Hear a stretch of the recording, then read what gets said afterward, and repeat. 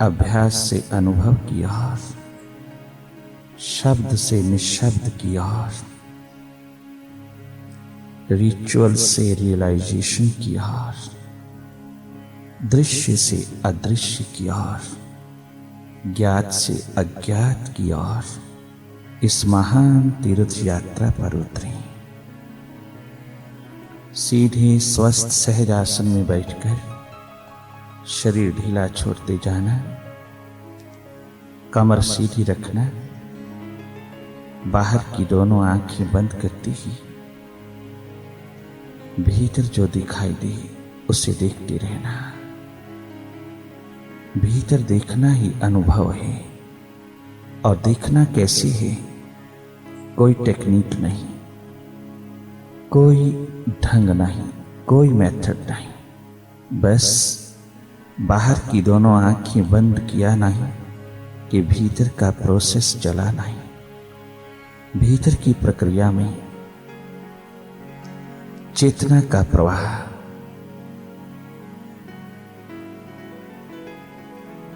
बहता हुआ तुम देखते रहना। साक्षी दृष्टा होकर के देखना, चेतन आत्म स्वरूप होकर के देखना। मैं देख रहा हूं, मैं देख रही हूं, ये भाव बनाए रखना। ये स्थिति लगातार बनी रही। बाहर की आंखें बंद होते ही भीतर अंधेरा दिखाई देगा। बहुत गहन अंधकार, सन्नाटा, शून्य अवस्था, या फिर इन अंधेरों में मन की माया का निरंतर बहाव तुम देखते रहना। इन अंधेरों में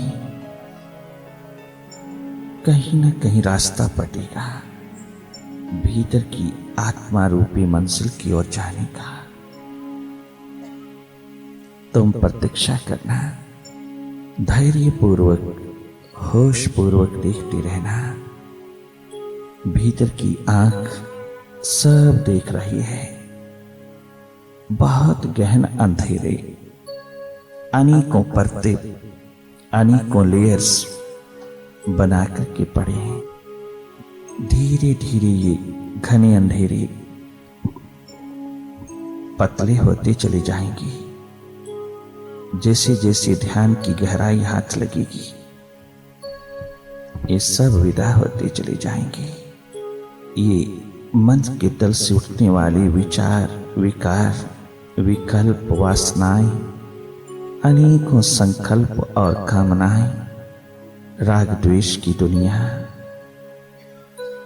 अहंता ममता के बादल भीतर के घटाकाश को घेरे हुए हैं। इस चिताकाश में जब तक ये बादल मंडरा रहे हैं तब तक तुम देखते रहना, लगातार देखते रहना, निरंतर देखते रहना।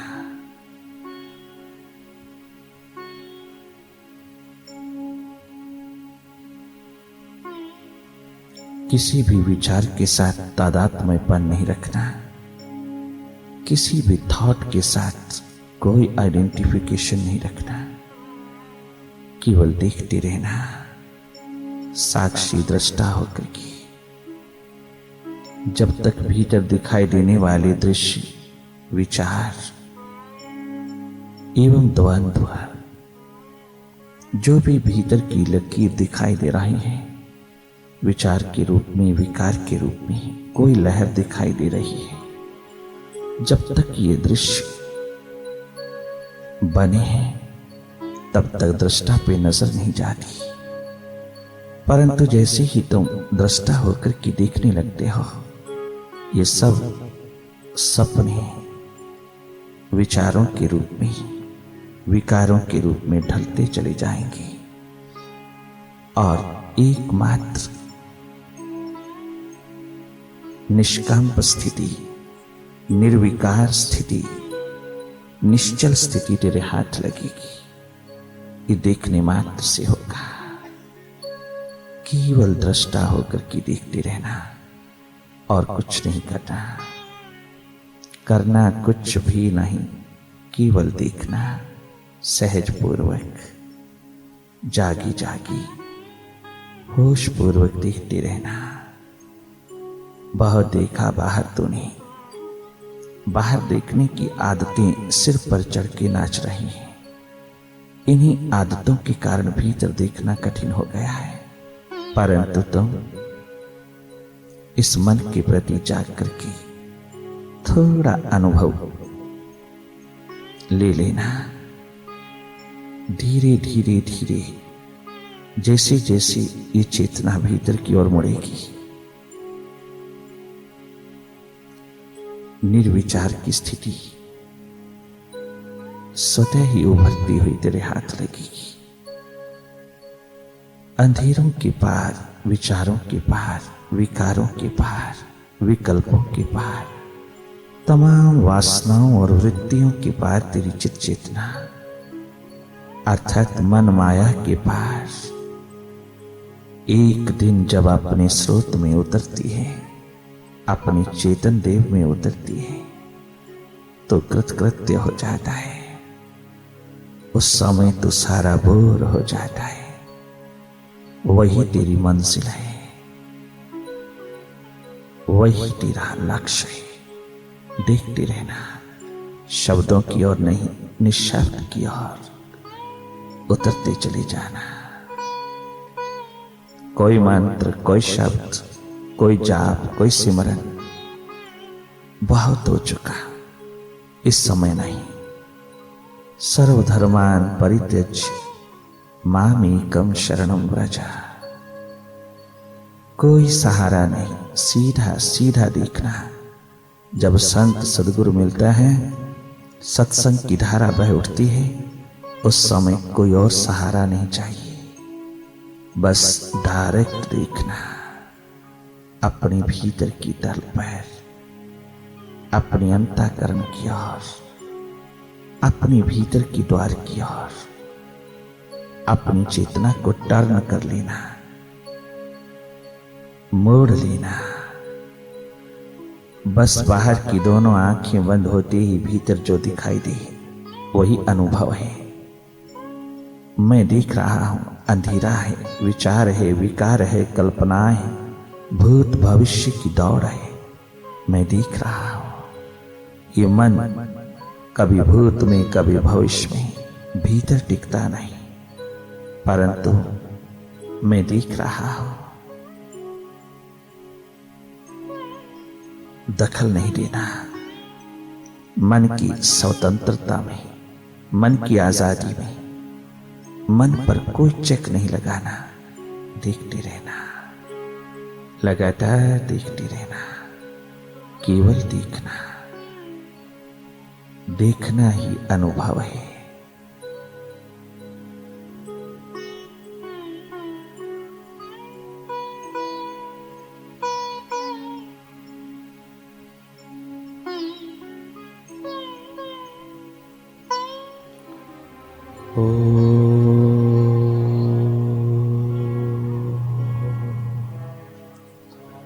गुरुवे नमः। ओम गुरुवे नमः। ओम गुरुवे नमः।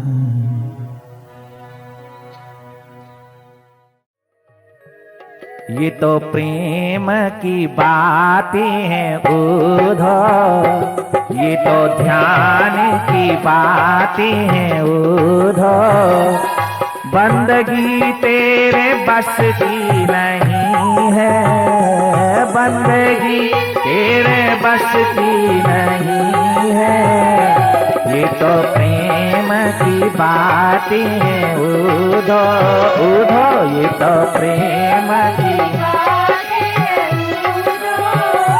बंदगी तेरे बस की नहीं है, बंदगी तेरे बस की नहीं है। यहाँ सर्दी की होती है सौदे, यहाँ सर्दी की होती है सौदे। आशिकी इतनी सस्ती नहीं है, आशिकी इतनी सस्ती नहीं है। ये तो प्रेम की बातें हैं उधो रे उधो, ये तो प्रेम की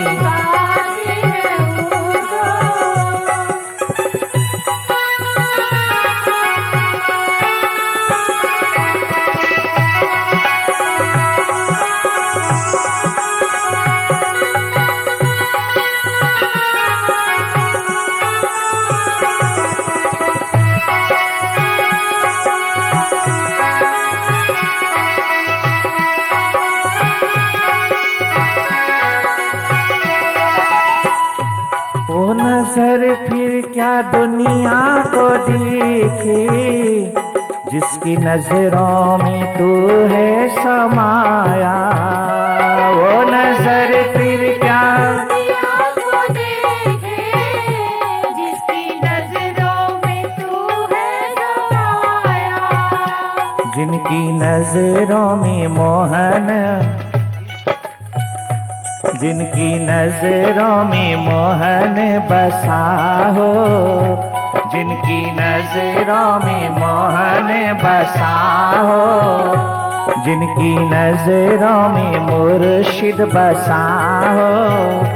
वो नजर फिर भटकती नहीं है, वो नजर फिर भटकती नहीं, वो नजर फिर बहकती नहीं है, वो नजर फिर, वो नजर फिर भटकती नहीं है। ये तो प्रेम की बातें हैं उधो रे उधो, ये तो प्रेम की बंदगी तेरे बस की नहीं है, बंदगी तेरे बस की नहीं है। ये तो प्रेम की बातें हैं, हाँ ये तो ध्यान की बातें हैं उधो, ये तो प्रेम की बातें हैं उधो। बंदगी तेरे बस की नहीं है, बंदगी तेरी बस की नहीं है। यहाँ सर्दी की होती है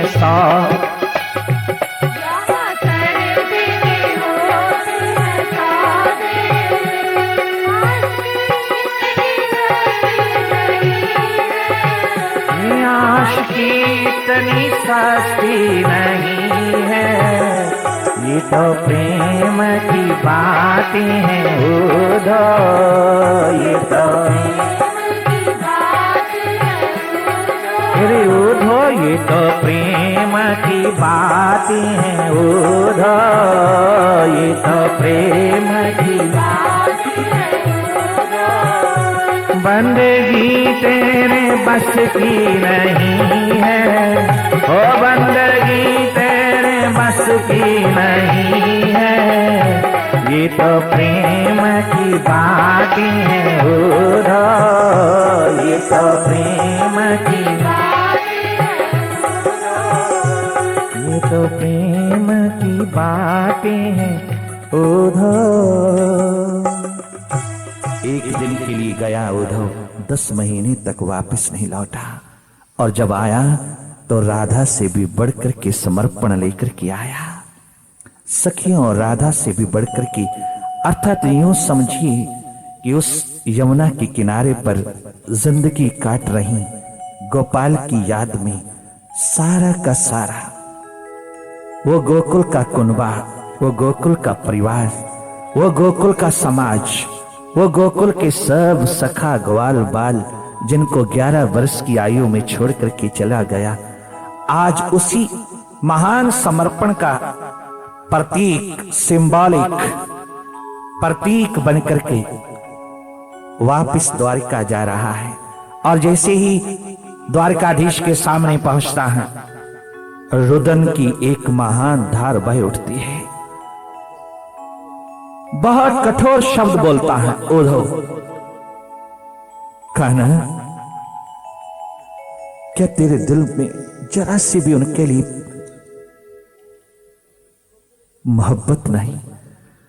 क्या तेरे दिल के अंदर जरा भी उनकी याद नहीं, जो 24 घंटे विरह अग्नि में जलती हुई, विरह अग्नि में सब जलते हुए तेरी पुकार में रो रो करके आज तक जी रहा है।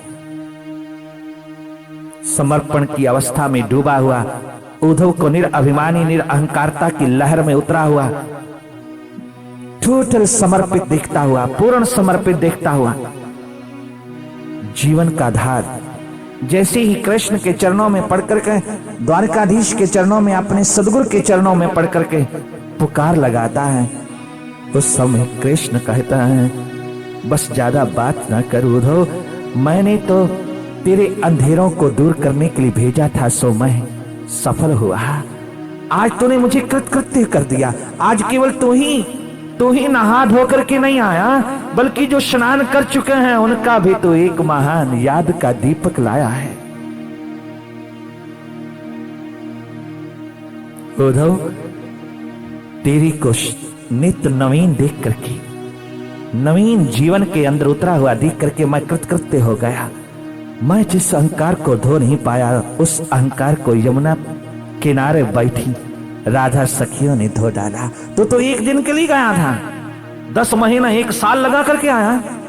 हाँ, मैं तो अब भी वापस लौटना चाहता हूं। मैं तो तेरे को पूछने आया हूं कि तूने ये कहर क्यों कमाया, तूने ये संकट क्यों ढाला, ये तूने कहर क्यों कमाया उन गोकुल वासियों पर। बस इतना बता दे, मैं तो वहीं रहूंगा, वहीं जीऊंगा, वहीं मरूंगा। उस जैसी महान प्रेम भरी दुनिया दूसरी नहीं है। उद्धव बुद्धि का अहंकारी, ज्ञानी, विद्वान, माना हुआ विद्वान, विद्वता का भंडार, बुद्धि की खुजली में डूबा हुआ, बुद्धि के शिखर पर खड़ा अरिस्टोटल की तरह द्वापर की Uddhav, cousin brother of Lord Krishna, किंतु डिसाइपल ऑफ कृष्णा, आज पूर्ण शिष्य होकर के समर्पित भाव में उन सखियों की पुकार को एक अपनी ओर से शिकवा शिकायत का रूप देकर के पूछता है, तो कृष्ण रुदन अवस्था में उसका बाजू पकड़ करके अंदर कमरे में ले जाता है। महल के कमरे में जाकर के अपने वस्त्र उतारते हैं कृष्ण। अपने वस्त्र उतारते ही वस्त्र के एक एक धागे पर कृष्ण के आंसुओं की धार बह उठी, और जैसे जैसे वस्त्र उतरता जाता है कहते हैं, उद्धव मेरे शरीर की तरफ देखता जा। शरीर के रोम रोम में राधा सखियों का दर्शन हो रहा है। कृष्ण के शरीर के रोम रोम में उद्धव अपने दिव्य दृष्टि से राधा और सखियों का निवास देख रहा है। राधा सखियां, ग्वाल बाल, नंद बाबा, यशोदा, बस उसकी एक याद मूर्तिमान होकर के एक एक रोम में दिखाई दे रही है। एक एक रोम में हैरान रह गए उद्धव, कृतकृत्य हो गए उद्धव, चकित रह गए, किंतु अपने आप को कृतकृत्य पाया। आज जवाब मिल गया। बस बस मेरे मुर्शिद, मेरे सदगुरु, मेरे इष्ट, बस जवाब मिल गया। एक एक रोम रो रहा था कृष्ण का। उद्धव ही नहीं, वेद व्यास भगवान कहलाने वाले, द्वापर के दूसरे भगवान कहलाने वाले नारद मुनिदेव गुरुदेव के चरणों में पढ़कर के जब प्रार्थना करता है, तो वह भी भीतर की उस अग्नि को शांत करने का उपाय सखियों की ओर इशारा करके कहते हैं। सखाओं की और राधा की ओर उनकी गाथा एक बार भी भीतर पिरोलेगा, ओ वेद व्यास, तेरे सारे अंधेरे दूर हो जाएंगे, तेरे विद्वता के अहंकार, सटल ईगो सब विदा हो जाएगी, और तू भी भगवत्ता का रूप बनकर के खड़ा होगा इस धरती के ऊपर। विद्वता के ढेर तूने खूब पैदा किए हैं वेद व्यास, परंतु तेरे भीतर का हृदय तल अभी तक भी सूखा है, अभी तक। इसे गीला करना चाहता है? हाँ, भागवत को जन्म दिया, परंतु पहले भीतर पिरोया। वो यमुना किनारे बैठी हुई की कहानी को भीतर पिरोया। जैसे नारद मुनिदेव ने सुनाया, कृतकृत्य हो गए वेद व्यास सुनते जा रहे हैं और भीतर का अंधेरा दूर करते चले जा रहे हैं। और जब भीतर का दीप जला, हृदय द्वार का दीप जला, तो भागवत शब्दों के रूप में बाहर आई, भाषा बनकर के बाहर आई, ग्रंथ शास्त्र का रूप बनकर के दुनिया के सामने आई। परंतु भागवत कथा तो तुम बहुत सुनते हो, बहुत सुनते हो, परंतु जीवन भगवत्ता का रूप नहीं बन पा रहा, जीवन शाश्वतता का रूप नहीं बन पा रहा। जिंदगी राधा मई सखियों की जैसी उनकी न्याय नहीं हो पा रही। थोड़ी देर के लिए विरह उठता है, फिर वही का वही, वही का वही, फिर वही स्प्रिंग की चारपाई की तरह जैसे बैठा है तो नीवा है नीवा, जैसे उठे उस लेवल फिर बराबर रो धो करके संगति से उठता है। जैसे ही थोड़ा बाजार में जाते, व्यवहार में उतरते, जरा घर जाते हैं तो फिर वही लठमार जीवन है, वही नारकिक जीवन है।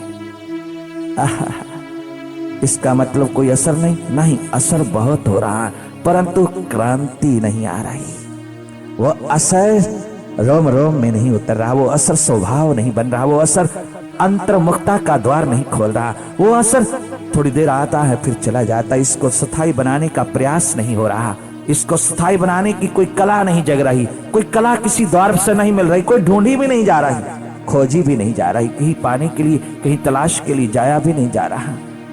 पुनः पुनः वही शब्दों में, पुनः पुनः वही पठन पाठन में, पुनः पुनः वही अभ्यास की दुनिया में अपनी जिंदगी को यूं ही लपेटे लिए जा रहा है, हाथ कुछ नहीं लग रहा। प्यारे भारतीयों, साधक साधिकाओं, अपने जीवन की इस ध्यान धारा को जितना भी गहरा करते चले जाओगे उतना ही जीवन रूपांतरित और कांतिमय होता चला जाएगा। आप अपने भीतर के मन की गति को, मन की स्थिति को, मन के हालात को देखने वाले बन जाना, फिर सब कुछ अपने आप घटित होगा, सब अपने आप। जैसे सड़क के किनारे पर खड़े होकर के तुम आते जाते लोगों को देखते देखते देखते देखते एकदम अपने में खड़े हो जाते हो, अपने को भूलते नहीं। ठीक इसी तरह अपनी चित्त चेतना में उतर करके साक्षी दृष्टा रूप होकर के अपने भीतर के मन के तल पर, ये मन के बाजार में, मन की मार्केट में, मन के रास्तों पर जो जो विचार रूपी वाहन गुजर रहे हैं, जो जो भी विकार रूपी वाहन गुजर रहे हैं, जो जो भी राग द्वेष के विकार वाहन गुजर रहे हैं, उन्हें देखते चले जाना, देखते चले जाना। जैसे जैसे बाहर के आकाश पर बादल मंडरा जाते हैं, किंतु आकाश अज्ञात हो जाता है, दिखाई नहीं देता, अदृश्य हो जाता है। परंतु थोड़े ही दिनों के पश्चात जब ये सारे बादल छट जाते हैं तो एक निर्मल पावन पवित्र आकाश तेरी नजरों में उतर आता है। तुझे दर्शन होता है एक महान शुद्ध सात्विक निष्कलंक, केवल मात्र उस आकाश का जहां कोई बादल का एक भी तुबका नहीं रहेगा, जहां बादल की कोई लकीर नहीं रह गई, केवल साफ सुथरा आकाश उस समय तुम्हें दिखाई देता है। ठीक भीतर के आकाश में, भीतर के चित आकाश में जब तक विचारों की कोई लहर रही है, जब तक विकारों का कोई बादल, कोई टुकड़ा रह रहा, मंडरा रहा है, तब तक ये चित्त आकाश भी पावन पवित्र निर्मल शुद्ध साफ सुथरा तेरे हाथ लगने वाला नहीं। और जैसे ही सब विदा हो जाता है और ये साफ सुथरा चित्त आकाश तेरे हाथ लगता है तो तू दुनिया का मालिक हो जाता है। तब तेरा जीना इस धरती पर सार्थक हो जाता है। उसी दिन तेरे जीवन की कहानी शुरू होती है, उसी दिन तेरी अमरता का संदेश भीतर गूंजने लगता है, उसी दिन तेरा अस्तित्व इस धरती पर आबाद होने लगता है, उसी दिन से तू सारे संसार को प्रेम करने लगता है, उसी दिन तेरे जीवन के दोनों पंख खुल करके बाहर आकर के खूब मंडरा करके फैल करके भीतर के चिताकाश में भीतर के इस विशाल विराट चिताकाश में उडारी मारता हुआ तो सारे संसार को अपनी लपेट में ले लेता है और तू बादशाह बन के जीता है। ऐसी ध्यान की परम धारा, परम संपदा तेरी भारत मां ने अपनी गोदी से निकाल करके अपनी संस्कृति की एक सार असेंस रूप में तेरे को प्रदान की है, परंतु तू दिन रात भिखारी बनकर के जी रहा है, दिन रात दरिद्र बनकर के जी रहा है, रात दिन गोलियां खा रहा है, tension, hypertension, blood pressure, heart attack का मरीज। दिन प्रतिदिन तेरी जिंदगी बनती चली जा रही है। कदम कदम पर तेरे जीवन में सब कुछ प्राप्त हो रहा है, बाहर सब प्रकार के शिखर बनते चले जा रहे हैं, बाहर सब प्रकार की संपत्तियां तेरे हाथ लगती जा रही हैं। तेरे हाथ ऐसा कुछ नहीं जो हाथ ना लग रहा, परंतु भीतर शांति नहीं, भीतर मस्ती नहीं, आनंद नहीं, बेपरवाही नहीं, भीतर कुछ भी नहीं, भीतर सब लुट रहा है, सब लुट रहा है। परंतु बाहर तू बड़ा मुस्कुराता हुआ, बहुत नाजो न्याज दिखाता हुआ जी रहा है, किंतु भीतर तेरे शांति नहीं। यही दुर्भाग्य जीवन में घटित हुआ है। इसको सौभाग्यशाली बना लेना, अपने ध्यान को थोड़ा सा बाहर से बचाकर के भीतर की ओर मोड़ लेना। इस इबादत में, इस प्रार्थना में, इस ध्यान में डुबकी लगा करके अपने जीवन के आनंद को पा लेना। यही एकमात्र स्वास्थ्य है। ओम गुरुवे नमः, ओम गुरुवे नमः, ओम गुरुवे नमः, ओम गुरुवे नमः, ओम गुरुवे नमः, ओम गुरुवे